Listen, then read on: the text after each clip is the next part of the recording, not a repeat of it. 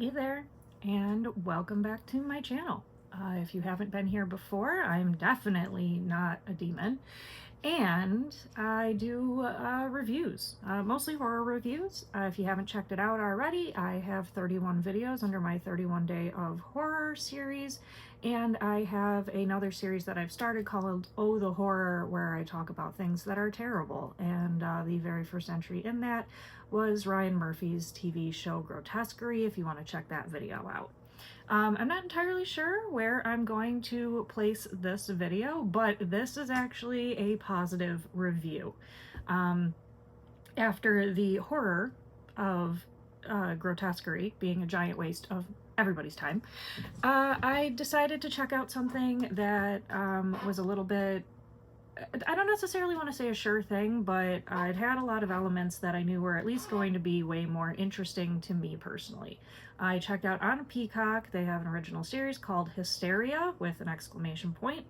And the basic premise of the show, it takes place, I believe, in the 90s, era. Early 90s though, during the Satanic Panic kind of, run of things, where parents were very concerned that their children were joining cults and doing, devil things. They were having the hearings in Congress about parental advisories going on CDs. There was accusations of playing Dungeons and Dragons, meaning kids are worshiping the devil. And as a Dungeons and Dragons player myself, I can tell you it is really just a trick to make people do math. It's just fantasy math. There is no Satan involved unless Satan introduced math. So it takes place in that time period in a small town, and there's a group of 3 teenagers who are the main characters. There's Dylan, who's kind of the leader and the kind of main character on the show. His best friend, Jordy, who's a little bit, she's more of like kind of a goth girl, and their other best friend, Spud. And the 3 of them together have a heavy metal band. And they're kind of, outcasts. Nobody really notices them a whole lot, and they're trying to generate, interest in their band. It's something that they're very passionate about, and they're just not hitting that mark at school. Dylan has a crush on the pretty quintessential hot girl at school that, she's very popular, she's incredibly attractive, everybody wants to be with her or wants to be her. And so of course he has a crush on her. Now, this premise isn't necessarily anything particularly new or different. We've seen a lot of things, kind of along this vein. And we've seen a lot of things that deal with the whole satanic panic thing, or bands being evil, music being evil. There's a lot of material out now where that's kind of the main premise. And it's a popular premise in entertainment, because it is something that's a very real fear, and it's very popular in horror, and it's something that you can kind of go after parents with a little bit, worrying that they're not doing right by their children, that their children are going to be affected by, their inaction or their miseducation about things. So, there was this great period of time in the 90s where parents were kind of realizing that there should not have to be a reminder on your TV at 11 o'clock asking you if you know where your children are. That you should be watching a little bit more what your kids are doing. So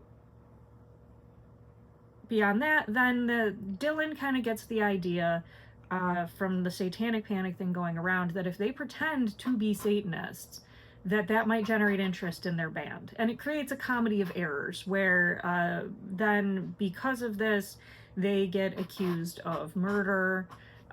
There's a nefarious plot going on. People are seeing the devil. Grown-ups are getting these rashes. There's a whole lot going on this show. And it's really interesting because it takes a while, but in a good way. They do a really great job of building suspense, of building the characters. We get we get a more in-depth look at the hot girl. We get a more in-depth look at the friends. We get a more in-depth look of the people who kind of end up, joining the cult train or joining the mob train. We see this mob mentality executed very well. And really the biggest pull for me to this show was not the premise, was not any of this stuff. It's the fact that Bruce Campbell is on the show. And he's pretty much, if I see his name in the credits for something, I know there will at least be one aspect of this project that I'll enjoy, and it's going to be whatever his role is. I've watched some very bad movies and some very good movies, very bad TV shows, very good TV shows, and if he's involved, I always enjoy whatever he brings to a character. His brand of humor and his timing is always, brings a lightness to a lot of characters. His brand of being kind of like sarcastic old guy at this point and kind of leaning into aging. I mean, the man's in his 70s. He's allowed to play the aging old guy. I find that to be very endearing, even in projects where he's playing kind of, an underhanded guy, or, he's playing kind of the bad guy or the jerk or whatever. There's always something interesting or funny or endearing or just kind of captivating by the characters he plays. So that was enough to get me interested. I'm like, you tell me Bruce Campbell's on it, I'll at least give it a try. And he really did not disappoint in this. This is one of the first times that I've ever seen in a horror entry, movie or TV wise, or even in a television like police procedural type thing. He plays the chief of police on this show.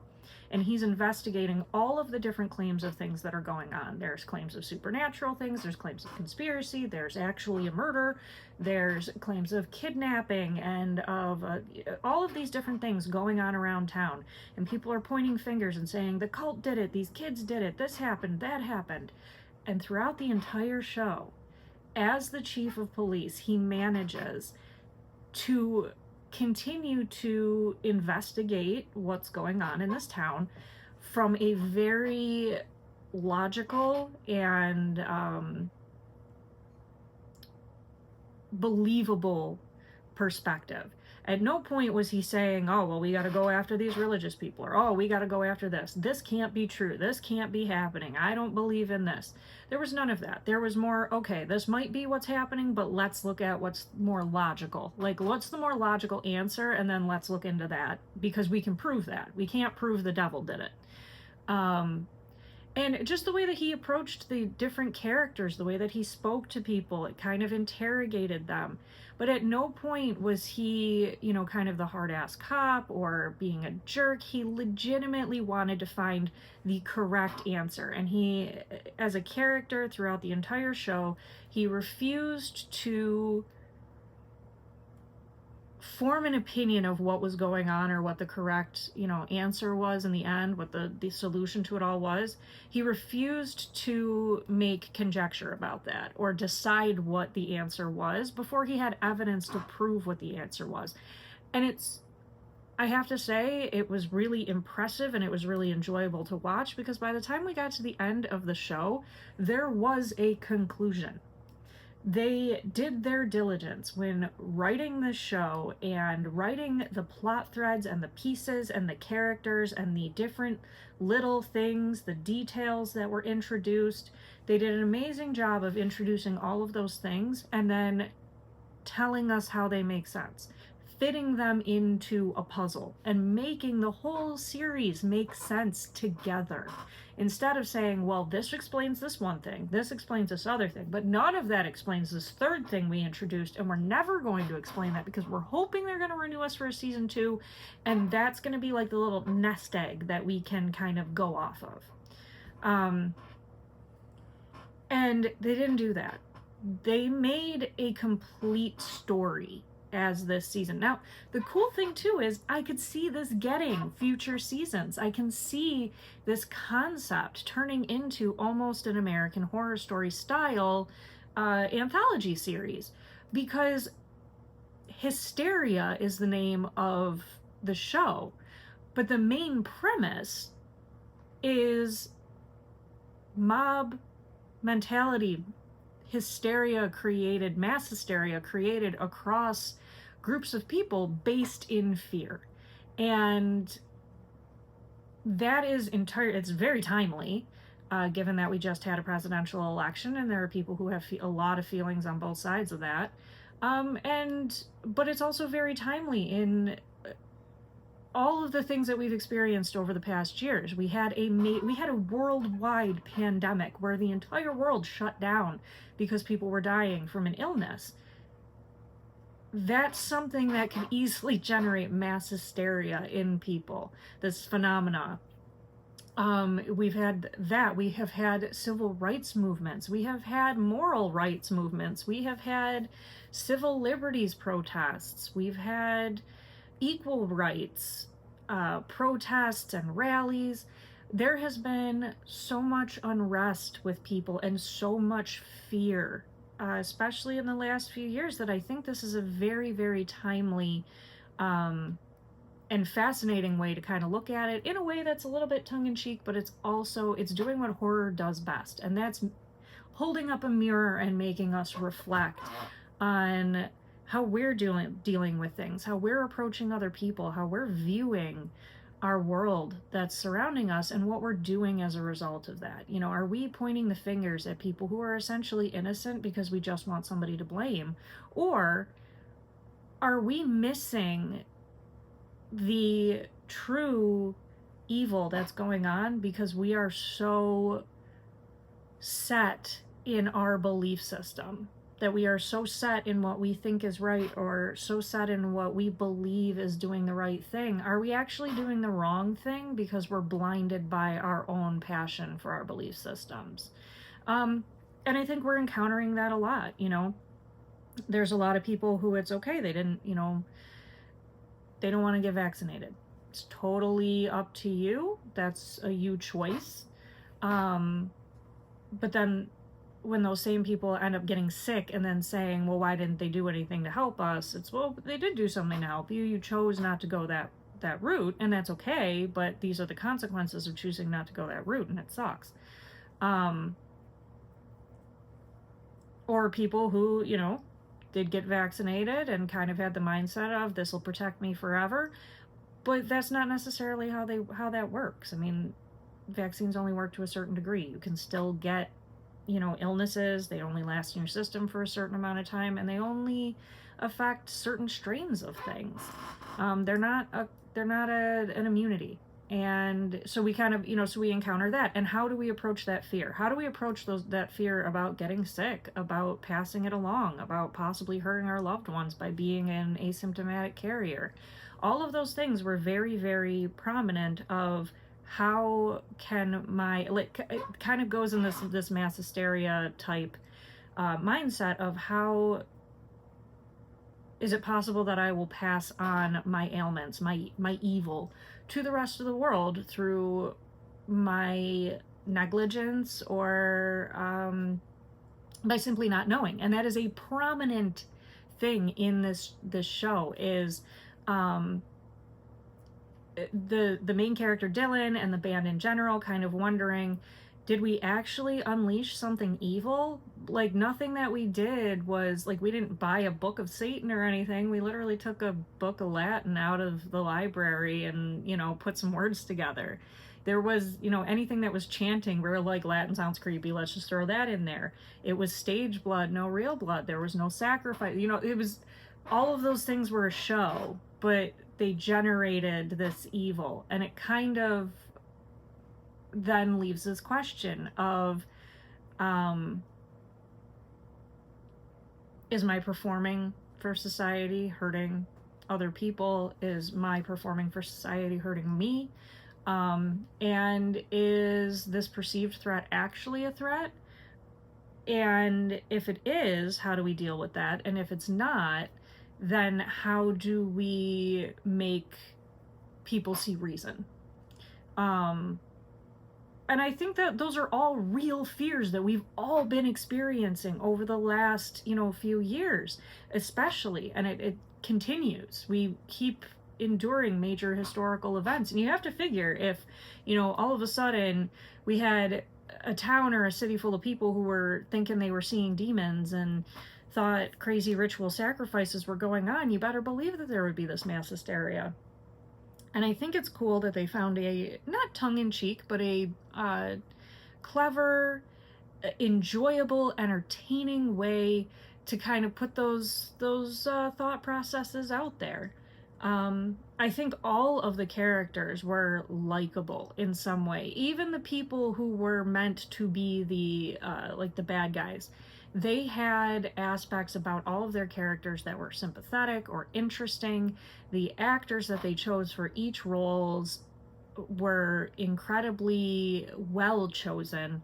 Um, the deliveries were believable, but also I have to make a comment, and I was talking about this yesterday with my husband, is that this era that it's set in is pretty well known for the stupid husband trope. I think we're all familiar with, obviously, Homer Simpson. uh, Homer is an idiot, but he provides for his family, but there's that little bit of like, life was great before I had kids, I should have pursued other things in my life. My dreams died when I got married. That sort of, 80s, 90s relationship mentality. We saw it also with Married with Children, with Al Bundy, and how he really seems to hate his family, but there's still this kind of love there. And so that's kind of the dynamic that you expect when you're going into movies from this era. You kind of get that the dad in Stranger Things vibes, where he's just so enwrapped in whatever he's doing in his life that he's just kind of a bumbling idiot who doesn't notice that anything weird is going on. The reason that I bring this up is because this show takes place in that time period where that would have been a completely... I probably wouldn't have even noticed it. I noticed the lack of it. Because one of the cool things in this is that the main character, who was played by Nolan North, I believe, main character's father, is kind of set up to be that he could be this sort of clueless, bumbling, comic relief kind of dad character that has no idea what's going on. However, instead of taking that route, this show chose to make him a supportive partner. He is not only a father, but he is a partner to his wife. And when she starts experiencing things that she doesn't know how to explain, they seem supernatural to her or very scary, he said, okay, I got this book on demonology. We'll look it up together. We'll figure out what's going on.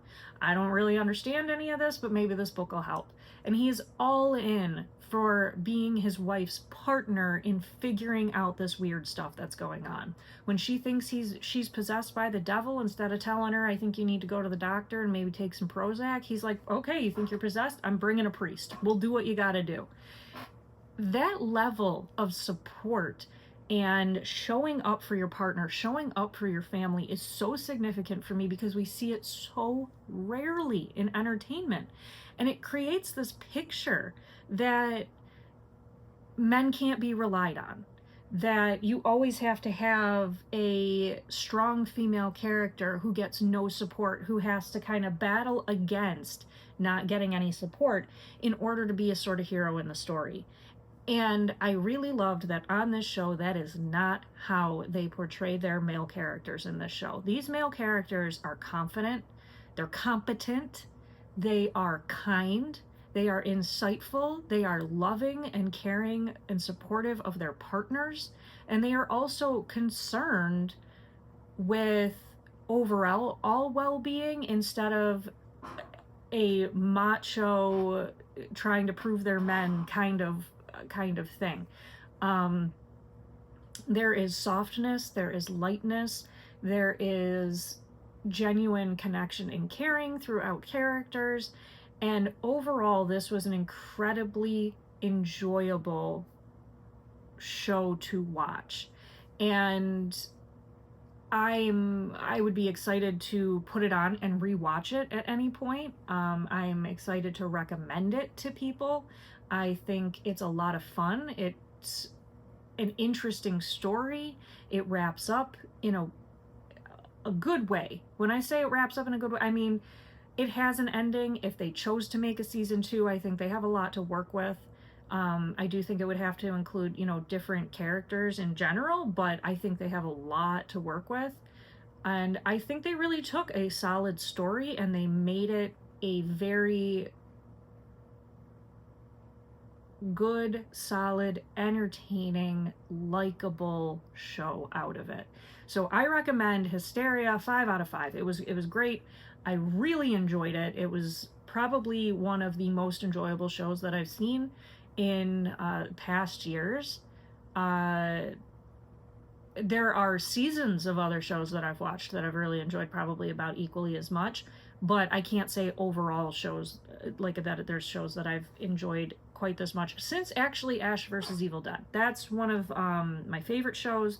Obviously, Evil Dead is favorite franchise. Army of Darkness, favorite movie of all time. I have the tattoos to prove it.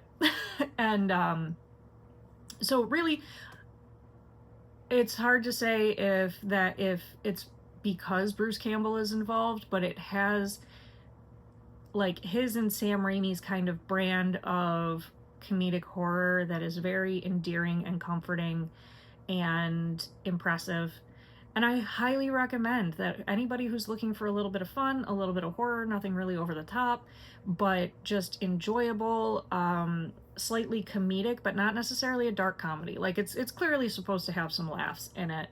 That's in the same vein, but not quite as violent as like Ash versus Evil Dead, or kind of like a Tucker and Dale sort of thing. Just like I said, not quite as violent because it is a Peacock original TV show, so we're not going through gallons of stage blood here. But like I said, I can highly recommend it. I think if you're a horror fan, I think if you enjoyed movies like Totally Killer, Lisa Frankenstein, Freaky. I think if you like movies like those, I think that this show would be something you are going to find some enjoyment in. And I would love to hear what you think. I'd love to hear if you've checked this out. I would love to hear your recommendations for anything else. I do think I'm probably going to be doing kind of a dual series. I'm going to be doing some TV shows now that my 31 Days of Horror are up. And there's a lot of shows that I've wanted to catch up on. So I think what I'm going to do moving forward is that I'm going to check out some series, and I'll probably do reviews on some TV shows as I'm going along. As we're getting a little bit closer to Thanksgiving, I do have a lineup of some Thanksgiving-themed horror movies that I think I'm going to check out maybe the week of Thanksgiving and do some reviews on that.